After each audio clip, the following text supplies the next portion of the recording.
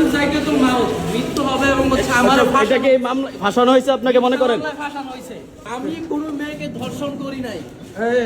আমি আল্লাহ এই যে ইমরান বিপি দেখতেছেন, ইমরান বিপি আজকে জেল থেকে ওরে মানে সম্ভবত কোর্টে নেওয়ার সময় সে সাংবাদিকদের সামনে বলতেছে কুল্লু নাফসিন মালিকুল মউত, মানে একদিন আমাদের মরতে হবে।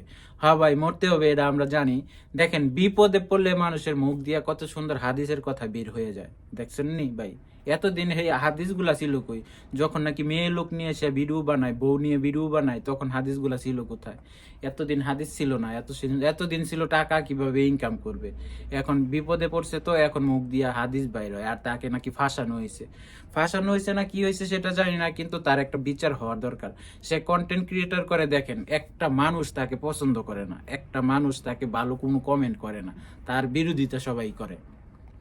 তা সে হতে পারে কোটি কোটি টাকা ইনকাম করছে, লাখ লাখ টাকা ইনকাম করছে, কিন্তু কোনো মানুষ তাকে পছন্দ করে? আপনারা বলেন তো।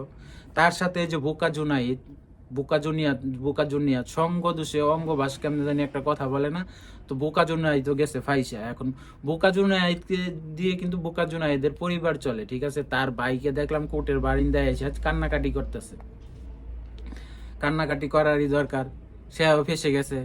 এখন এতদিন তো তারা মেয়ে মানুষ নিয়ে ব্যবসা করছে, ভিউ ব্যবসা করছে, ফেসবুকে ভিডিও দিছে, ইউটিউবে ভিডিও দিছে, কোনো একটা দোকান খুললে, নতুন ওপেন করলে সেইটাতেও মেয়ে মানুষ নিয়ে তারা উদ্বোধন করে। মানে প্রত্যেকটা জায়গায় মেয়ে মানুষ, তারা মেয়ে মানুষ ছাড়া কোনো ভিডিওই বানায় না। কারণ ওই যে টাকা, মেয়ে মানুষ থাকলে ভিউ হবে, ওই দিকে লক্ষ্য করছে। তো আল্লাহ কয় রাখ, তোরা এরকম মানে করতেছস, তোদের একটা ব্যবস্থা করতেছি। তো আল্লাহর কাম তো ধীরে ধীরে, বুঝছেন না? এতদিন সুযোগ দিছে, এখন ধরছে।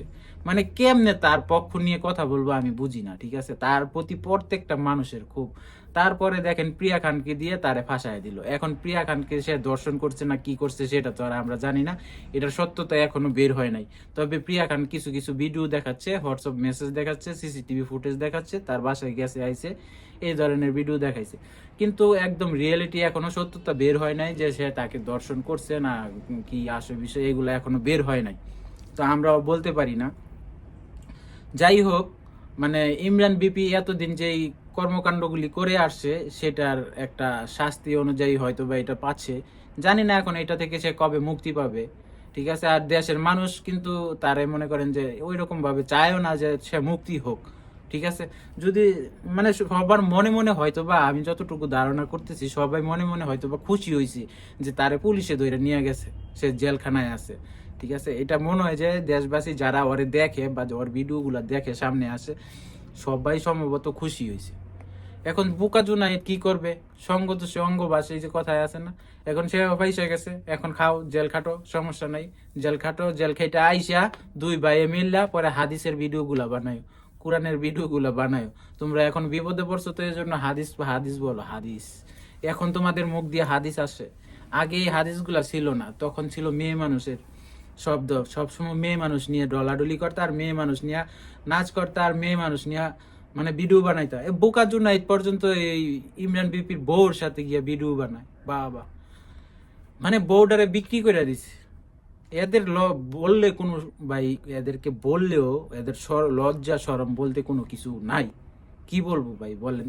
আচ্ছা, আপনাদের মতামতটা কি একটু বইলা যায় তো? ইমরান বিপির কি শাস্তি হওয়া উচিত? সে ফেসে গেছে না রিয়েল, কোনটা জানি না। এখন আপনাদের মতামতটা একটু জানতে চাই। যদি আপনারা যা কিছু বলতে চান, প্লিজ একটু দয়া করে কমেন্ট বক্সে একটু বলবেন।